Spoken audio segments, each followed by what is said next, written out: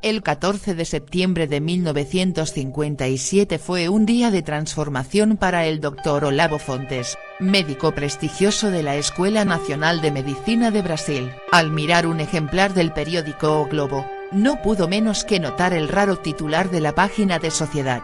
Un fragmento del platillo volador. Ese titular flotaba a manera de estandarte sobre la carta escrita anónimamente a Ibrahim Sued, columnista de Sociedad de Río de Janeiro. Su contenido era como sigue: querido señor Ibrahim Sued, como fiel lector de su columna y admirador suyo, deseo comunicarle algo de gran interés para un hombre de prensa acerca de los discos voladores, si usted cree que son reales. Por supuesto, yo no creía nada de lo que se decía o se publicaba sobre ellos, pero hace unos pocos días me vi forzado a cambiar de idea. Pescaba junto con unos amigos en un lugar cercano al pueblo de Ubatuba, Sao Paulo, cuando miré un disco volador que se acercaba a la playa a una velocidad increíble, de manera que un choque en el mar parecía inminente, en el último momento. Sin embargo, cuando estaba a punto de chocar con las aguas, hizo un giro ascendente y se elevó con un fantástico impulso. Nosotros seguimos el espectáculo con nuestros propios ojos, asombrados al ver que el disco explotaba en llamas. Se desintegró en miles de flamantes fragmentos que cayeron centelleando con magnífica brillantez. Parecían fuegos artificiales. A pesar de la hora del accidente, al mediodía, la mayor parte de los fragmentos, casi la mayoría, cayeron en el mar, pero un número de pequeños pedazos cayeron cerca de la playa y nosotros recogimos una gran cantidad de este material. Tan liviano como el papel. Le adjunto una pequeña muestra. El autor anónimo de la carta envió los fragmentos al señor Sued confiado en que éste conocería a alguien capaz de analizarlos correctamente. El autor suponía que los científicos quieren siempre pruebas físicas de los ovnis, y que esos fragmentos podían ser de gran importancia. El Dr. Fontes tiró el periódico imaginando, como muchas mentes científicas lo hacen, que este artículo era un engaño para despertar interés entre los lectores. Pero entonces, las dudas comenzaron a intranquilizarlo con insistencia. ¿Y si los fragmentos eran reales? ¿Y si realmente provenían de algo fuera de este mundo? El doctor decidió entonces dirigirse al señor Sued para obtener algunas respuestas. 4 horas después, el Dr. Fontes se encontró en el apartamento del columnista. Las muestras de los fragmentos yacían sobre una mesa. Según pudo apreciar, eran 3 pequeñas piezas de una sustancia sólida, gris opaca, parecida a un metal con una superficie algo irregular y bastante oxidada. A juicio del doctor, las piezas parecían haberse desintegrado de una masa grande de metal u objeto. La superficie de una de las piezas estaba atravesada con hendiduras microscópicas, siempre longitudinales, como si hubiera sido rota bajo la acción de varias fuerzas. Las 3 muestras estaban cubiertas con una capa delgada de material blancuzco que podía eliminarse con la uña del dedo. El Dr. Fontes recordó lo que el autor había dicho acerca del poco peso de esos fragmentos y cuando él los tomó en sus manos estuvo de acuerdo en que eran realmente tan livianos como el papel. Fascinado, el doctor persuadió a Sued para que le diera alguna de las muestras para obtener un análisis apropiado y mejores respuestas sobre lo que exactamente había sido encontrado ese día en la playa Ubatuba. Uno de los mejores laboratorios de Brasil es el Laboratorio de Producción Mineral, división del Departamento Nacional de Producción Mineral del Ministerio de Agricultura. Este laboratorio es la institución oficial brasileña que examina minerales metálicos, metales y aleaciones. En 1957, el año del hallazgo de Ubatuba, el jefe químico del laboratorio era el Dr. Feigl. El Dr. Feigl y sus socios decidieron hacer un análisis total de una de las 3 muestras sometidos por el Dr. Fontes y regresaron las otras 2. Para simplificar, ellos dijeron que la muestra 1 contenía las fisuras longitudinales y pequeñas rajaduras. El laboratorio tenía 2 cosas en mente. Primero, ver si esta muestra era un metal como se sospechaba. Segundo, si lo era, querían determinar su composición química. La estrategia era, por supuesto, detectar características poco usuales para identificar la muestra frente a sustancias que ordinariamente se encuentran en nuestro planeta. Primero, El examen del metal fue conducido de la siguiente manera: un pequeño pedazo de la muestra 1 fue puesta en un tubo de ensayo, se le agregaron gotas de ácido fosfomolíbdico y ácido hidroclórico disuelto. Entonces apareció un color azulado en el tubo, lo que confirmaba que el material era metálico. El siguiente examen practicado en la muestra fue el análisis espectrográfico, examen extremadamente sensitivo que determina qué metal básico es, así como su composición química total. El examen pudo determinar diminutos trazos de elementos indetectables por todos los medios conocidos. La base del procedimiento es la siguiente: cada metal tiene un espectro, único en su especie. En condiciones normales,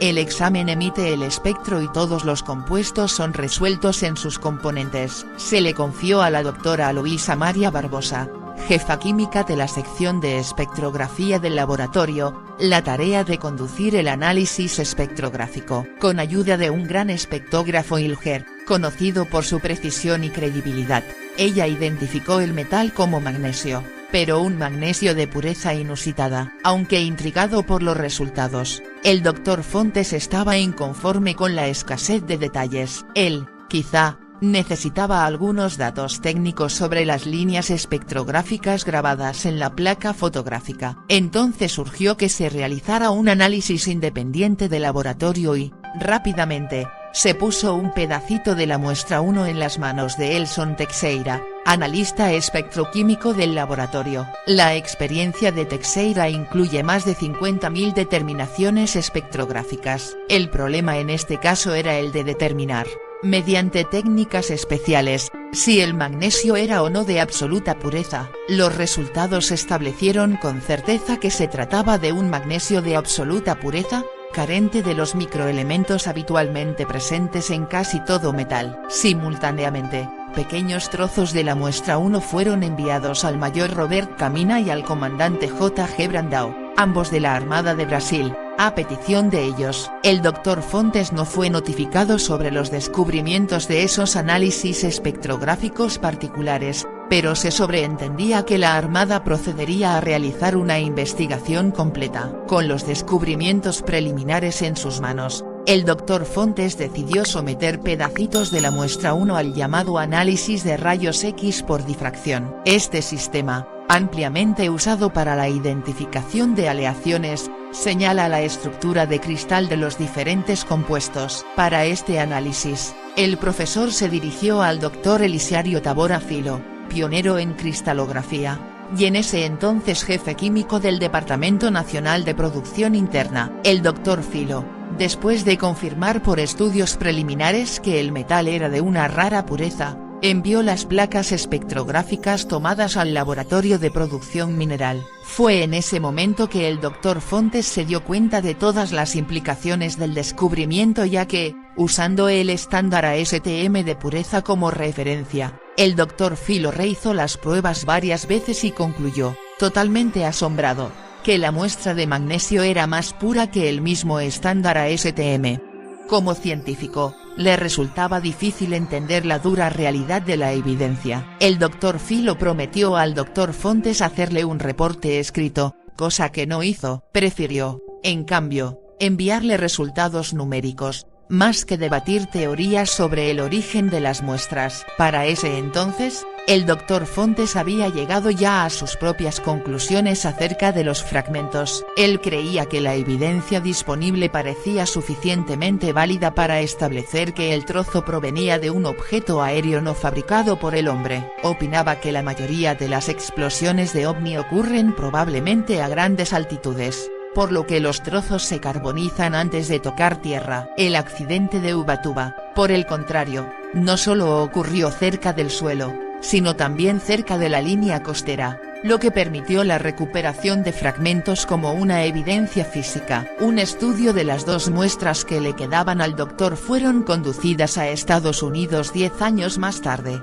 En 1969, los autores de este estudio fueron el Dr. Walter Walker, profesor de la Universidad de Arizona y antiguo ingeniero de US Aircraft Corporation, y el Dr. Robert Johnson, gerente de la división de cristalografía de Materials Research Corporation. de Nueva York. Su reporte incluye el estudio de las pruebas estructurales y espectrográficas de esas muestras. Ellos reportaron que no eran tan puras como el magnesio de la muestra 1. Contenían trazos de estroncio, bario, calcio y zinc. Sin embargo, en su estudio, incluyeron las siguientes observaciones. Las muestras de Ubatuba se aproximan a la monocristalinidad. Todos los investigadores concuerdan que las muestras son fundiciones. Si se trata de fundiciones y tienen granos tan grandes como para acercarse a la monocristalinidad, entonces estas muestras deben haber sido enfriadas muy lenta y cuidadosamente a partir del estado líquido. Este enfriamiento lento no es normal en lingotes comerciales de magnesio o fundiciones moldeadas. Los granos fundidos,